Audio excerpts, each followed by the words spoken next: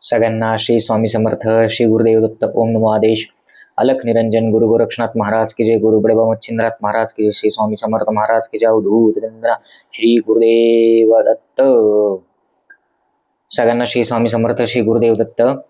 आज आपण मार्गदर्शनात बघणार आहोत आषाढ अमावस्या आणि दीपपूजन याबद्दल माहिती आज बघणार आहोत आपण. तर चॅनलवर नवीन असाल तर अवश्य सबस्क्राईब करा, म्हणजे येणार नवीन व्हिडिओ श्री स्वामी समर्थ महाराजांचे, दत्त महाराजांचे नवनाथ पारायणाबद्दल माहिती, गुरुचैत्र पारायणाबद्दल माहिती, नवनाथ महाराजांबद्दल माहिती, दिंडोरी प्रणित मार्गाबद्दल माहिती आपल्याला मिळेल.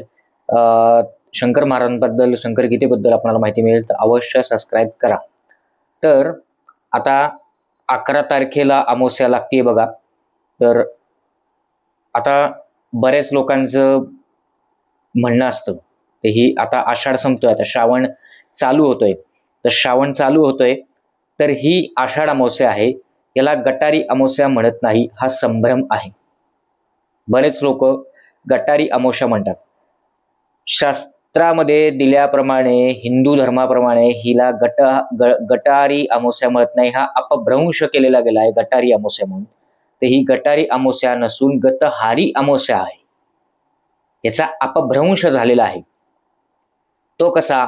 पूर्वीच्या काळामध्ये गतहारी असा शब्द येतो.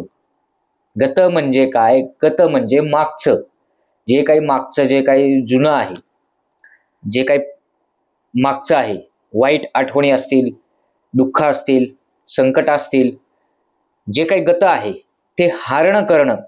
गतहारी हरण करणं म्हणजे ते आपण होळीमध्ये कसं वाईट शक्तींचा सगळा नाश होतो होळीमध्ये, तशा प्रकारे आतापर्यंत जे काही तुम्ही कृत्य केली, कर्म केली, ती गतहारी.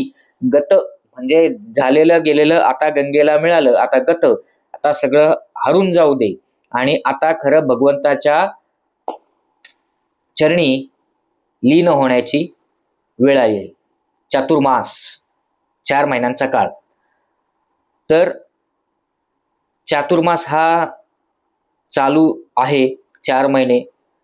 तर गतहारी, तर गतहारी म्हणजे मागचं गेलं आणि आता पुढचं चालू झालं. तर त्याला अपभ्रंश करून लोकांनी काय केलं? गटारी करून टाकलं. मग ती गटारी अमावस्याला त्यांचा वेगळाच उद्देश असतो, त्या लोकांचा उद्देशच वेगळा असतो त्या गटारी अमावस्या म्हणजे. कारण महिनाभर तुम्ही काही वेडवाकडं खाऊ शकत नाही, काही वेगळं कृत्य करू शकत नाही. तेवढा महिनाभर छान राहतात आणि पुन्हा 11 महिने तुम्हाला धिंगाणा घालायला चालू करतात. असं करू नका. याला गटारी अमावस्या नाही म्हणत, याला गतहारी अमावस्या म्हणतात. हिंदू शास्त्राप्रमाणे गतहारी अमावस्या आहे. तर या अमावस्याला सेवा काय करायची, त्याच्यानंतर या अमावस्येला दीपपूजन कसं करायचं, अमावस्या कधी लागते हे जाणून घ्या पहिले. अमावस्या लागते उत्तर रात्री. 11 तारखेला उत्तर रात्री म्हणजे पहाटे 1 वाजून जवळजवळ 54 मिनिटं, 1 वाजून 54 मिनिटाला ही अमावस्या लागते.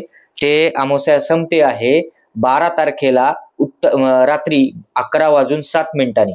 12 तारखेला 11 वाजून 7 मिनिटांनी या वेळेला संपते. म्हणजे 12 तारखेची पूर्ण दिवसाची अमावस्या आहे. सेवा काय करायची? पूर्ण पहिले सकाळी उठल्या घर साफ करायचं, झाडून घ्यायचं, गोमूत्र शिंपडायचं. त्याच्यानंतर आपल्या अंगणातलं जे काही आहे अंगण सारून घ्यायचं. तुमच्या गावाकडचे असेल तर तिथे अजून शेणाने अंगण सारवतात, रांगोळी वगैरे काढून घ्यायची, मस्त सडा मारायचा शेणाचा. त्याच्यानंतर उंबर असेल तर उंबराला, दाराच्या इथं उंबरा असतो, त्याला हळदीचं लेपन करायचं. त्याच्यामध्ये हळद, गोमूत्र, थोडं अष्टगंध, गुलाब पाणी असेल तर गुलाब पाणी, नसेल तर काही हरकत नाही, आणि पाणी, साधं पाणी, हे मिक्स करून त्याला मस्तपैकी पट्टा मारून द्यायचा हळदीचा. कोहळ्याची असेल ती सेवा, कोहळ्याचे व्हिडिओ आहे टाकलेला आहे मी, तो अवश्य पाहावा. कोहळ्याची सेवा करू शकता. त्याच्यानंतर 1 किंवा 11 वेळा काळ भैरवाष्टक म्हणायचं. त्या दिवशी काल भैरवाष्टकाची सेवा करायची. आणि ती झाल्यानंतर आपल्या पितरांसाठी सेवा करायची. त्याच्यानंतर पितरांची सेवा सांगतो कशी करायची.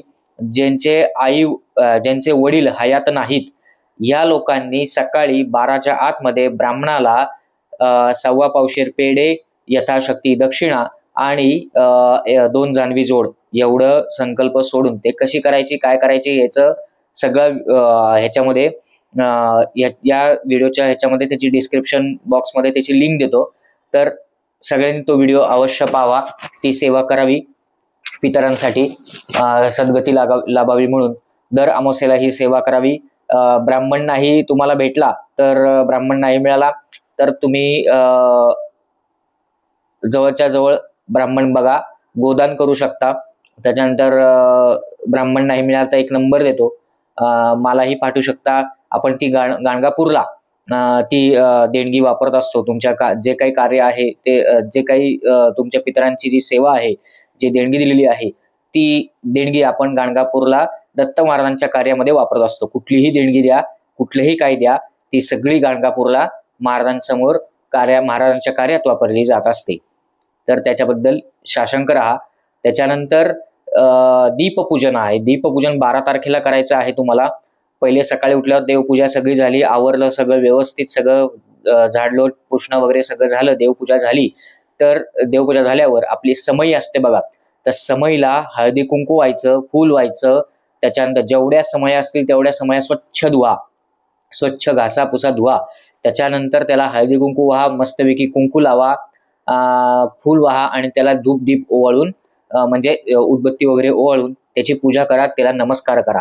कारण दिव्यासारखं दिवा हा प्रत्येक ह्याच्यात बघा, कुठलंही तुम्ही पारायण करा, गुरुचैत्र पारायण करा, नवनाथ पारायण करा, भागवत पारायण करा, सप्तशती पारायण करा, दुर्गा सप्तशती करा, कुठलंही पारायण करा, तर ह्याच्यामध्ये दिवा हा साक्षी असतो. दिवा हा साक्षी असतो. तर दिव्याला खूप महत्व आहे.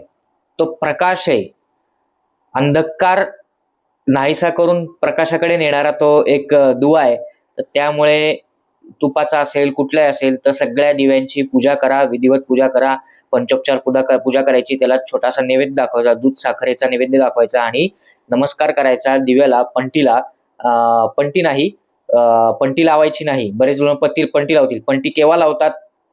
या काळात ह्याच्यात पंटी लावत नाहीत. पंटी ही जेव्हा माणूस हे होतो तेव्हाच पंटी असते, ती अशी पंटी, आणि दिवाळीच्या वेळेस पंटी असते.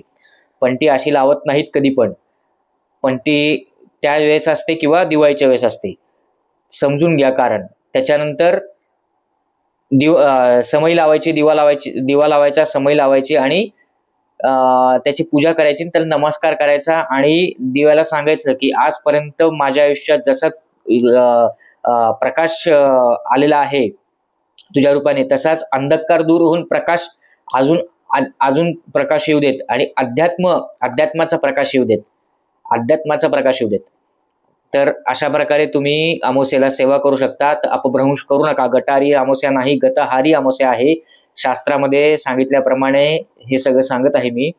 तर अमावस्या चालू होते पहाटे 11 वाजता, 11 तारखेला पहाटे 1:54 चालू होते आणि सकाळी रात्री 12 तारखेला रात्री जवळजवळ 11:07 ही 11:10, 11:07 पर्यंत अमावस्या समाप्ती होते. या काळामध्ये या सेवा करा, कालभ्रष्ट करा, शांत राहा. बाहेरचं अजिबात कोणी अमावस्येला खाऊ नका. मोरपिसाचा उतारा रात्री सगळ्यांनी करावा अमावस्येला. 7 वेळा आपल्या मस्तकापासून बेंबीपर्यंत सगळ्यांना एकच चालतो मोरपिसाचा उतारा करायचा. ओम श्री चैतन्य गोरक्षाय नमः हा मंत्र म्हणून उतारा करायचा आणि तो उतारा करून झाल्यावर पुन्हा मोरपीस देवाजवळ ठेवून द्यायचा. असा उतारा करा, झोप शांत लागेल. जास्त बाहेर फिरू नका. 7 नंतर अमावस्येला बाहेर जास्त पडू नका. बायकांनी म्हणजे स्त्रियांनी, महिलांनी केस मोकळे सोडून अमावस्येला बाहेर पडू नका. हे का सांगतोय हे नंतर कळेल तुम्हाला. तुम्ही जर केलं तर बघा, उपाय सांगतोय पण करायचं कितपत हे तुमच्यावर आहे. तर झालेली सेवा ही महाराजांचरणी रुजू करतो. श्री स्वामी समर्थ, श्री गुरुदेव दत्त. ओम नमो आदेश.